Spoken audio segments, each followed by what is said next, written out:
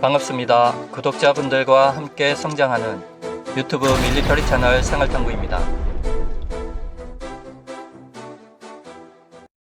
얼마 전까지만 해도 중국은 군용기를 이용해 카디즈 침범을 밥 먹듯이 하면서 한국을 우롱하는 듯 했습니다. 그런데 카디즈 침범이 좀 조용하는가 싶더니 이제는 엉뚱한 곳에서 난리를 치고 있네요. 한국의 한복은 중국 옷이다. 한국은 역사적으로 늘 중국의 영향권에 있었고 한복도 중국 문화의 영향을 받은 복식이다. 중국은 예로부터 음식, 복식 등 다양한 부분에서 한국에 영향을 미쳤고 한복도 그 일부분이다. 그런데 여기에 한술 더 떠서 이젠 한국의 쌈 문화도 자기들 것이라고 합니다. 기가 차서. 상추쌈에 썰은 고기와 마늘, 고추를 올려 먹는 것도 자기들 문화라고 하다니 한국인 똥도 자기들 거라고 하지. 그리고 더 웃긴 건 중국 최대 포털 바이땡에서는 한국의 판소리까지 중국 문화로 소개했는데 판소리는 지린성과 라오닝성에서 발전된 소리 문화이며 2011년에 국가문화유산에 등재됐다라고 명시하였고 이제는 한복, 쌈문화, 판소리에 이어 손흥민까지 중국 출신이라고 우기고 있습니다. 중국인 댓글을 한번 보겠습니다.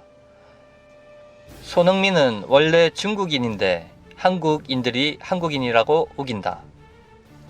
손흥민의 가계도를 분석하면 순수 중국인이라는 것을 알 수 있다. 손흥민을 중국 국가대표팀으로 추진해야 한다. 우리가 보기에는 그냥 우습고 한심한 이야기거리지만 중국은 여러 매체들을 이용해 한국 문화 죽이기에 나섰습니다. 즉 한국 문화의 파급력이 막강해지면서 중국의 문화적 동북 공정이 훨씬 거세지고 있는 것이죠. 카디즈 침범에 이어 문화 침범까지 이젠 제대로 우리도 경고를 보낼 때가 된 것 같습니다. 반면에 중국의 이런 막무가내식 도발에도 쫄지 않고 오히려 대놓고 중국에 경고를 하는 국가도 있습니다. 세계에서 유일하게 미국 다음으로 중국에 대놓고 큰 소리를 칠 수 있는 나라는 어디일까요? 군사력 2위 러시아? 군사력 4위 인도? 아닙니다. GFP 군사력 세계 22위이며 한국과 일본보다 경제력, 군사력이 훨씬 떨어지는 베트남입니다. 최근 베트남은 중국의 남중국해 군사기지와 미사일 기지에 대해 공식적으로 경고를 했었죠. 중국은 남중국해 군사기지를 당장 폐쇄하라. 그리고 꼴보기 싫은 미사일도 치워라. 애들이 강하게 나오면 이상하게 떨리네. 주권 국가로서 강대국 중국이 기죽지 않고 할 말을 하는 베트남의 깡을 한국도 본받아야 하지 않나 라고 생각해봅니다. 지금부터 베트남이 중국에 쫄지 않고 큰 소리 칠 수 있는 이유에 대해서 알아보겠습니다. 영유권 분쟁 속에서도 사실 중국은 베트남의 최대 교역국으로 중국의 성장 덕에 경제 성장 수혜국 중 하나입니다. 때문에 중국의 무역과 경제 의존도가 커질 수밖에 없는 상황이죠. 그럼에도 불구하고 중국이 자국의 주권을 침해했다고 판단하면 가차없이 정부와 군, 국민이 단합하여 대응합니다. 이는 과거 약소국임에도 불구하고 중국과 대등하게 싸웠던 베트남의 역사를 보면 대범한 국민성을 알 수 있습니다. 베트남 전쟁 당시 중국의 지원을 받았지만 속으로는 이를 갈았던 베트남. 중국은 역사적으로 오랜 세월 동안 베트남을 침략했는데 무려 1000년 동안 중국의 지배를 받기도 했습니다. 당연히 중국은 베트남을 조공국으로 삼았고 남월이라 부르면서 삼국으로 군림했었죠. 오랜 세월 외세의 침략과 이를 극복한 베트남 국민들에겐 끈기와 긍지, 자존심이 있습니다. 이런 이유로 베트남 전 당시에도 중국의 파병 지원 제안도 여러 차례 거절하기도 했었죠. 20년이나 지속되었던 베트남 전쟁이 북베트남의 승리로 베트남은 사회주의 공화국으로 통일되었지만 당시 베트남 내부에서는 중국의 지원에도 불구하고 중국에 대한 반감은 더욱 커져갔습니다. 이후 통일 베트남은 베트남 내 화교들의 재산을 다 몰수했고 중국과 소련의 국경 분쟁에서 베트남이 소련을 지지하자 중국과 베트남은 외교까지 단절해버립니다. 그리고 인접국 캄보디아는 친중국계인 크메르루즈 정권이 세워졌는데 자국 내 베트남계를 모조리 제거해버립니다. 중국을 믿고 베트남에 대한 선전포고를 한 것이나 마찬가지입니다. 자국민 학살에 분노한 베트남은 캄보디아를 침공하여 친베트남 정권을 수립해버립니다. 감히 조공국 따위가 친중 국가였던 캄보디아를 침공하다니. 당장 베트남을 침공해서 버릇을 고쳐줘야 되겠군.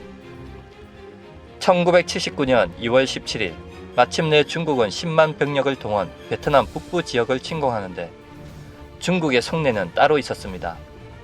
베트남 점령은 솔직히 무리고 베트남 북부 국경 지역에 분쟁을 일으켜 캄보디아에 주둔한 베트남 주력군을 철수시키려는 의도였었죠. 당시 베트남 주력군은 캄보디아에 주둔했기 때문에 북부에는 베트남군 3개 사단과 민병대만 있었는데 대화력으로 무장한 중국군 10만을 상대하기에는 분명 역부족이었습니다. 하지만 중국이 관간 것이 하나 있었습니다. 베트남 북부 지역을 맡고 있던 베트남 민병대들이 중국이 생각했던 오합지졸이 아니라 20년 베트남 전쟁 기간 동안 전쟁에서 구르고 굴렀던 실전 전투 경험을 가진 실전 전투의 대가들이었죠.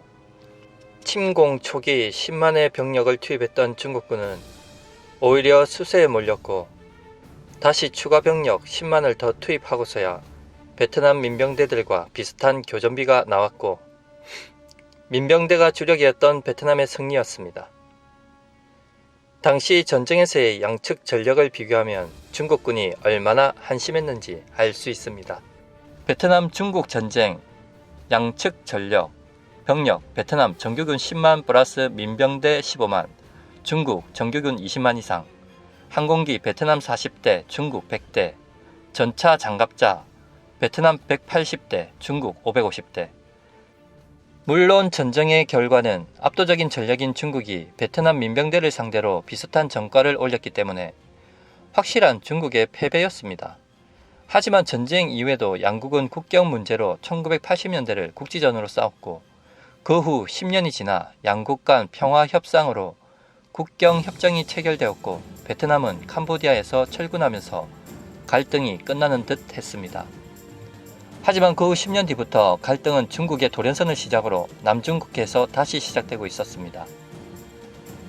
중국이 양국 사이에 있는 남중국해 스프레틀리 군도의 6개 섬을 강제로 점령하고 군사기지를 건설했기 때문이죠. 중국이 주장하는 남중국해 경계선을 보면 베트남이 분노하는 건 당연합니다. 결국 양국은 1988년 5월에는 해군 간 무력 충돌이 발생하였고 베트남 군함 3척이 침몰하고 70여 명이 사망했습니다. 당시 놀라운 점은 베트남은 중국 해군에 절대 이길 수 없다는 걸 알고 있었지만 주권을 위해 끝까지 싸웠습니다. 그리고 이후에도 중국은 베트남의 심기를 건드리는 일을 만들었는데 2011년 5월 중국 군함 3척이 베트남 해상 탐사선에 해적 케이블을 무단으로 절단한 사건이 발생했죠. 이 때문에 빡친 베트남은 32년 만에 징병 법령을 공포했고 베트남 군 장성은 중국에 경고하기에 이릅니다. 중국이 시사군도를 점령하면 우리는 육로로 중국을 공격하겠다. 이 발언은 1978년 중국이 베트남을 침공했다가 패배했던 중국의 아픈 상처를 베트남이 쿡 찔러 상기시킨 것이죠. 마치며 비록 중국보다 경제력, 군사력은 약하지만 베트남의 역사는 주권 국가로서 절대 강대국에 기죽지 않았고 국가와 군민이 합심하여 끈질기게 싸우는 나라입니다. 중국은 이젠 한국의 문화와 세계적인 스포츠 영웅까지 자기들 것이라고 주장합니다. 한국은 결코 약소국이 아닙니다.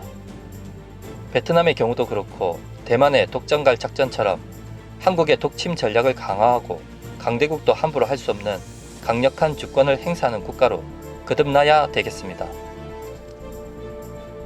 시청해 주셔서 감사합니다. 구독과 좋아요, 알림은 기쁨입니다.